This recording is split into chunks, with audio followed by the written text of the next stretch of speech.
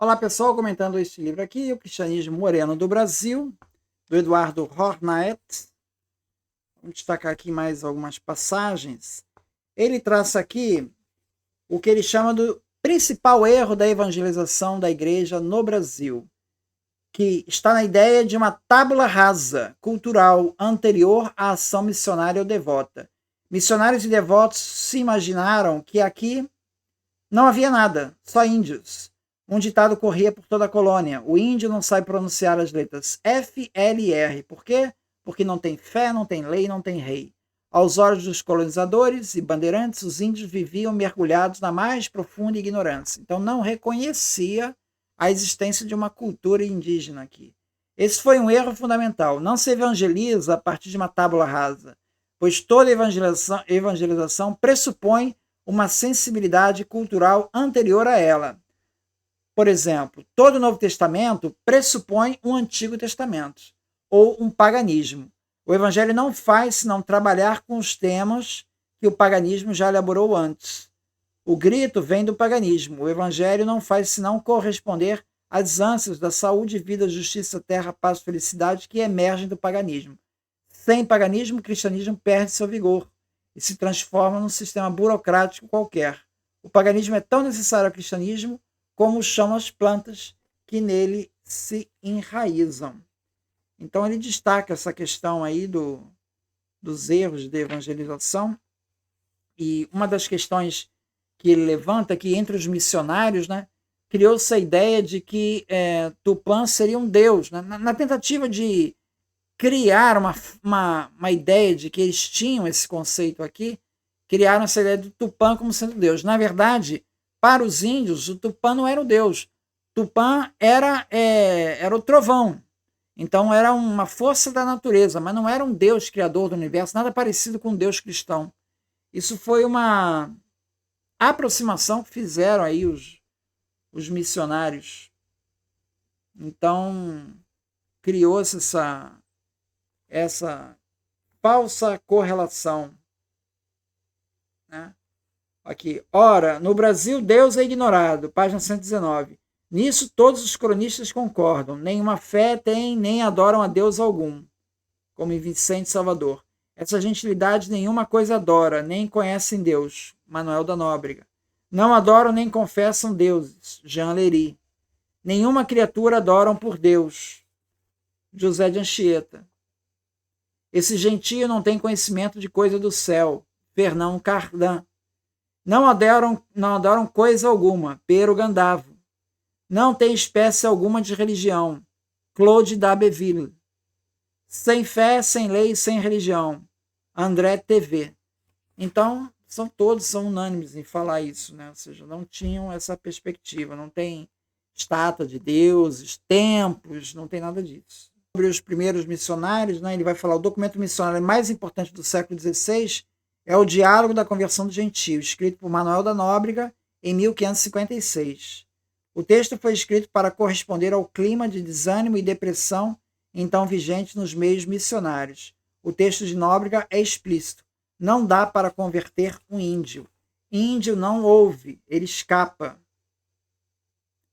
Então o Nóbrega ele é defensor assim daquela ideia do tábula rasa, né? O índio ele é muito refratário à fé. Então o melhor caminho é a imposição à força da religião. Aí optaram pelo sistema alternativo da imposição da fé. Com relação às bulas papais, né, tem mais de uma bula papal. A Sublimus Deus é uma bula do Papa Paulo III, de 1537, que defendia o direito à liberdade dos índios, as terras e a identidade cultural. Essa tese foi repetida por Pio IV, em 1562, e por Clemente VIII, em 1598. Então, essa bula, ela acabou, segundo aqui o Hornaet e outros, né, documentos no mesmo sentido, elas acabaram sendo engavetadas nos arquivos romanos. Ficou letra morta. pois o padroado se assentava na força do clero estrangeiro, sobretudo através das ordens religiosas. No século XVII, Roma procurou combater a influência do padroado régio através da criação do organismo intitulado De Propaganda Fide, em 1622. Os inícios da propaganda foram muito bonitos e cheios de esperança, mas logo o entusiasmo se esvaziou. Em 1632, houve a tentativa de criação de uma prelazia no Rio de Janeiro que dependesse diretamente do Vaticano e não do padroado, que está ligado à coroa portuguesa.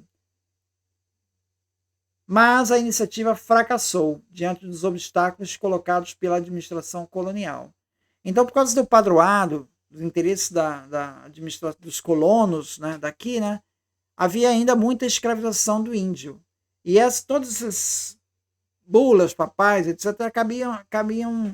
acabavam sendo desconsideradas, apesar de que os jesuítas eles sempre combateram a escravização indígena, né?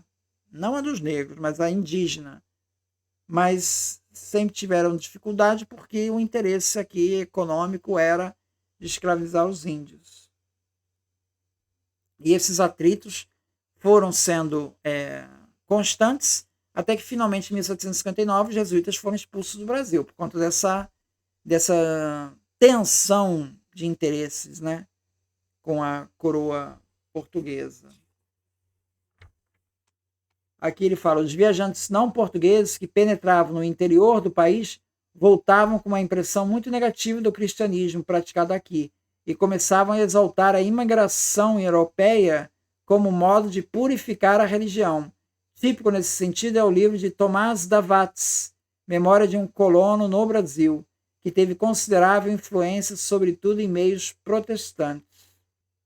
Aqui ele fala também do Regente Feijó, uma fase bastante problemática, porque nessa época vários clérigos eles eram deputados, participavam da política, né?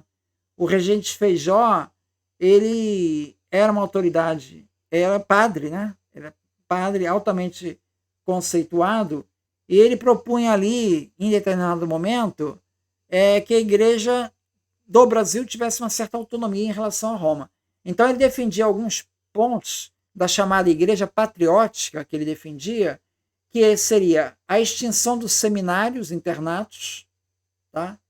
A possibilidade de dispensa do celibato para os bispos diocesanos